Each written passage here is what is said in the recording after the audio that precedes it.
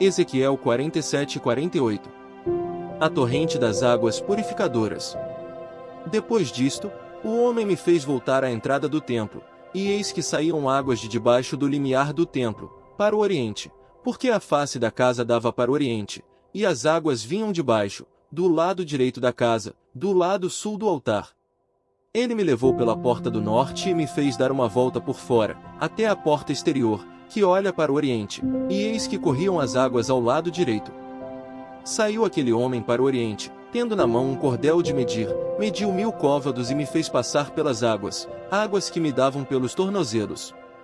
Mediu mais 1000 e me fez passar pelas águas, águas que me davam pelos joelhos, mediu mais 1000 e me fez passar pelas águas, águas que me davam pelos lombos.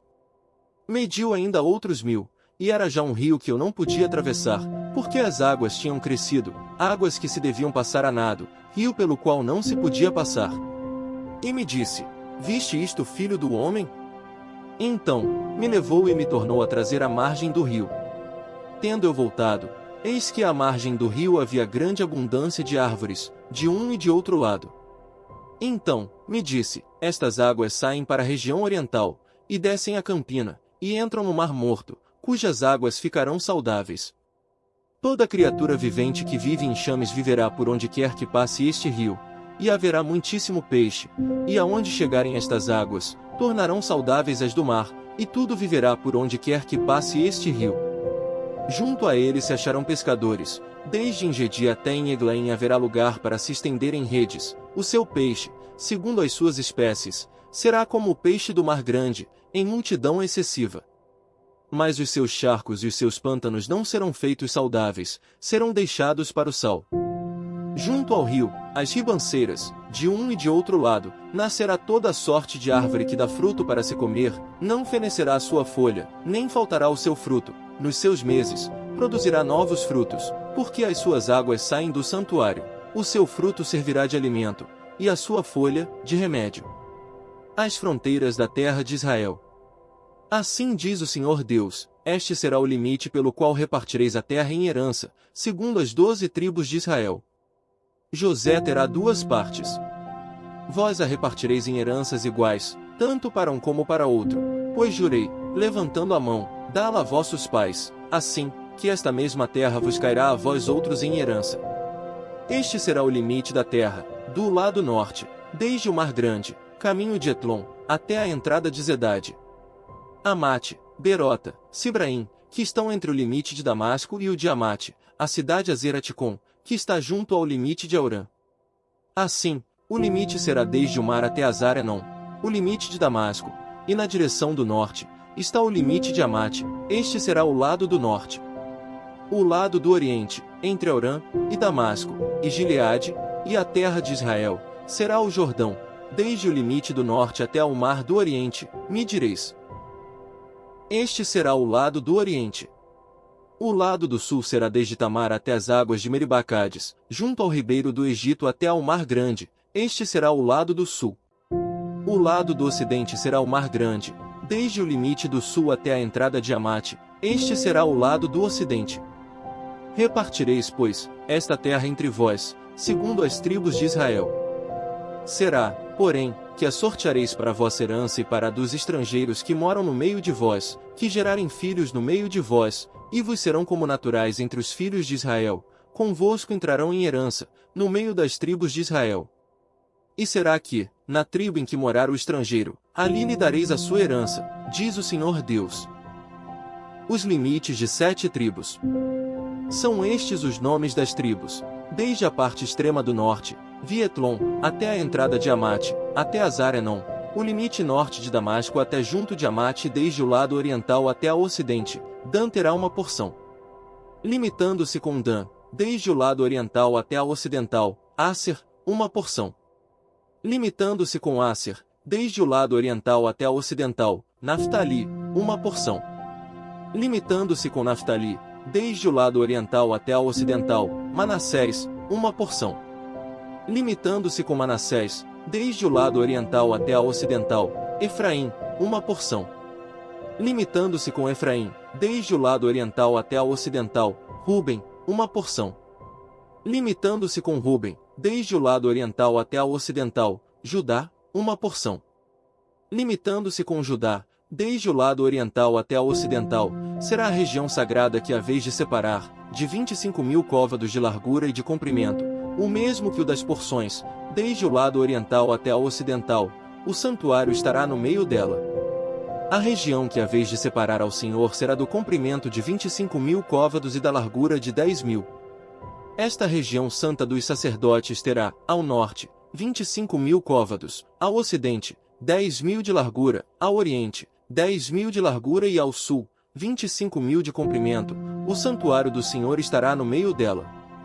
Será para os sacerdotes santificados, para os filhos de Zadok, que cumpriram o seu dever e não andaram errados, quando os filhos de Israel se extraviaram, como fizeram os levitas.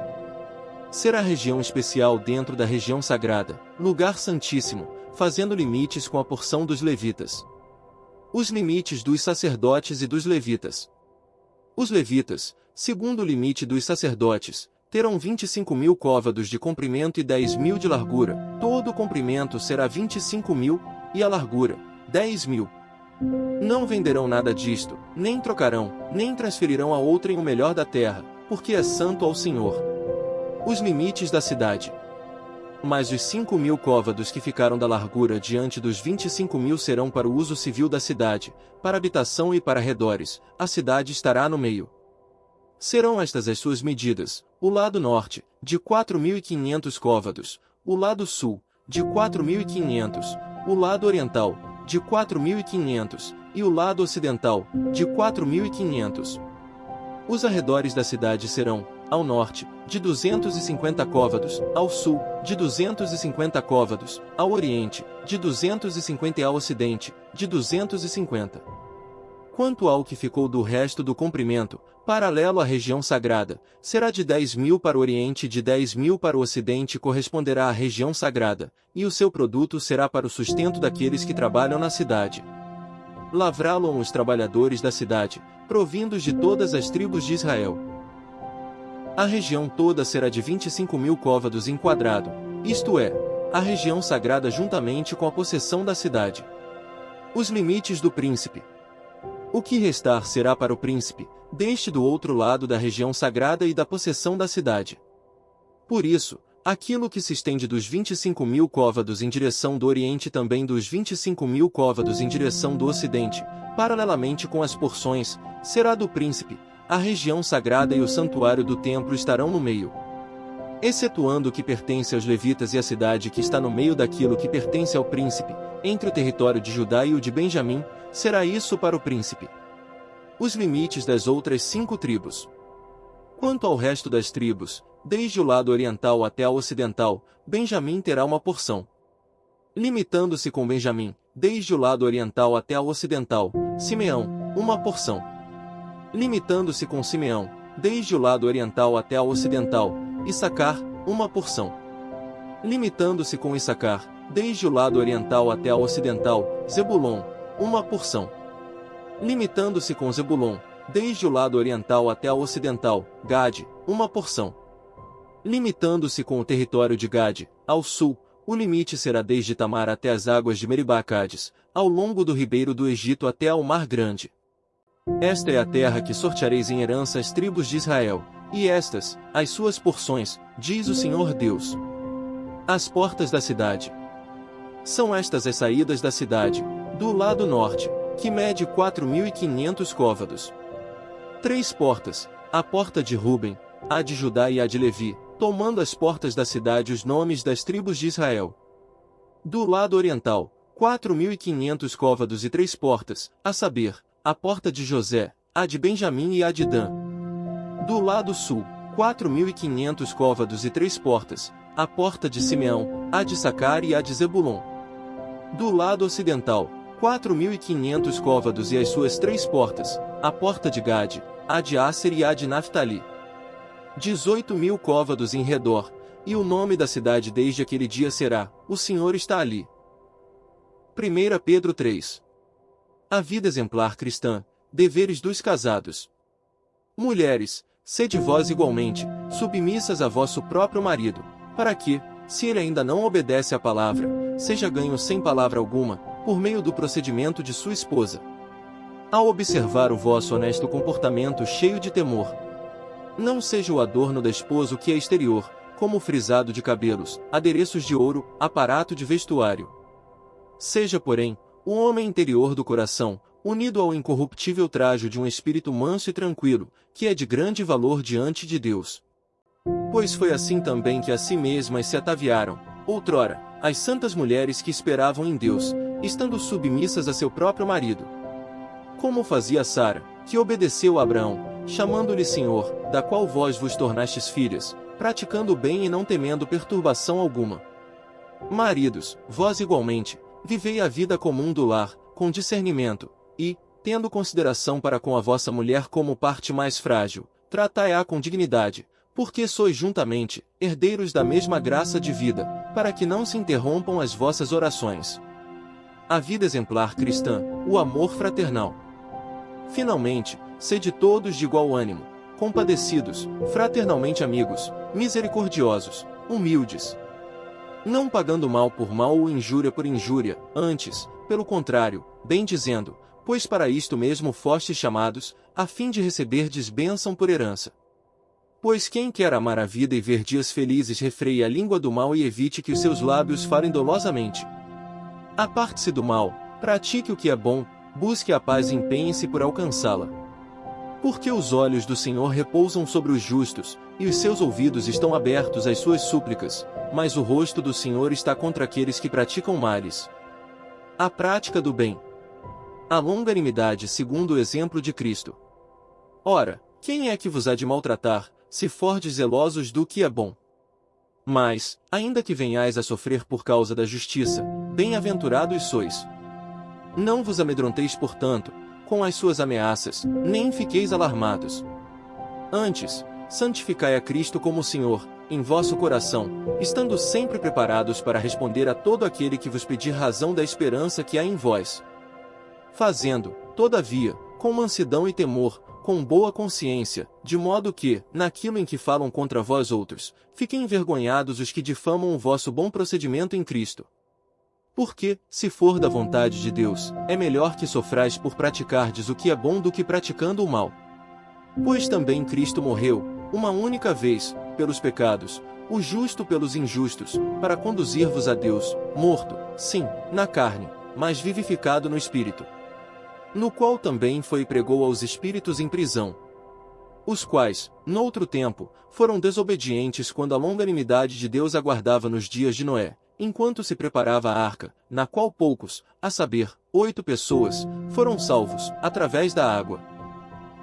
A qual, figurando o batismo, agora também vos salva, não sendo a remoção da imundícia da carne, mas a indagação de uma boa consciência para com Deus, por meio da ressurreição de Jesus Cristo. O qual, depois de ir para o céu, está à destra de Deus, ficando-lhe subordinados anjos, e potestades, e poderes. Salmos 119 versículos 49 a 64. Lembra-te da promessa que fizeste ao teu servo, na qual me tens feito esperar. O que me consola na minha angústia é isto, que a tua palavra me vivifica.